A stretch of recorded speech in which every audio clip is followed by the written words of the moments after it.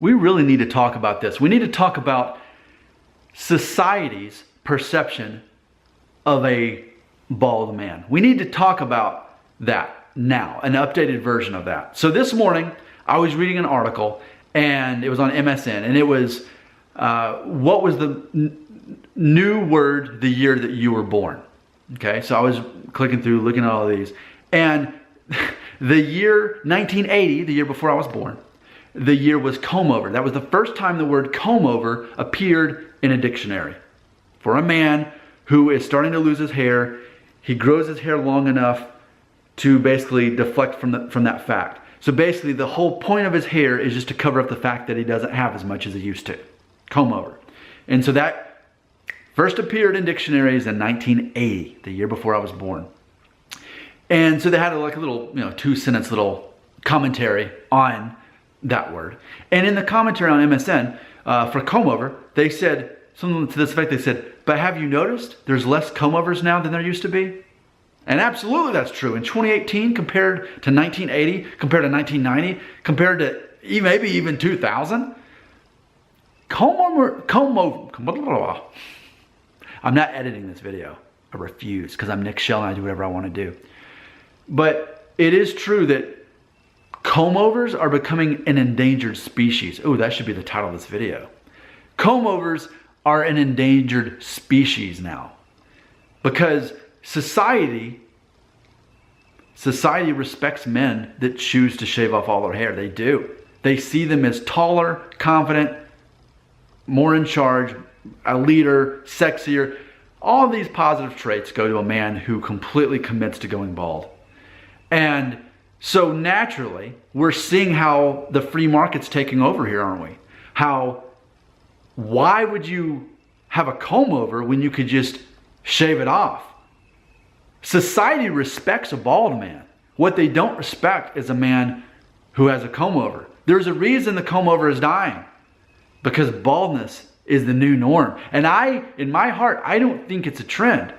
I think this is the new norm.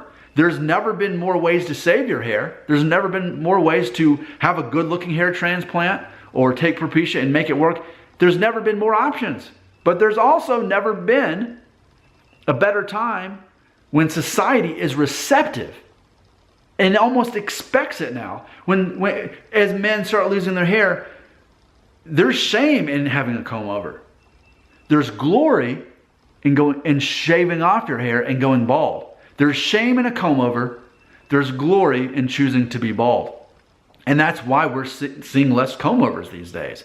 I think it has so much to do with society's perception of how good looking, how better off, how much more masculine and better looking a guy is who chooses to shave off his hair. Which again, I've said it recently while wearing this shirt. I'll say it again while wearing this shirt. Which, by the way, this shirt is to honor my Italian grandfather, whose full name was Alberto Vittorio Metello.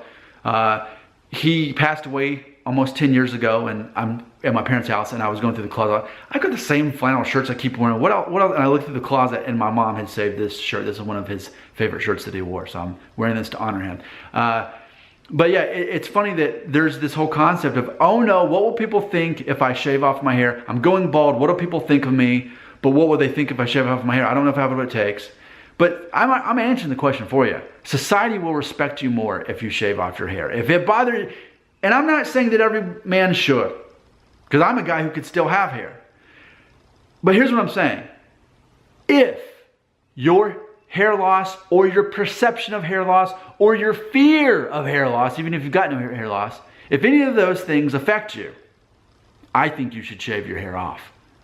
Why spend any more time worrying about it when ultimately the result is clear? Society will accept you and better receive you if you get rid of the thing that you keep worrying about.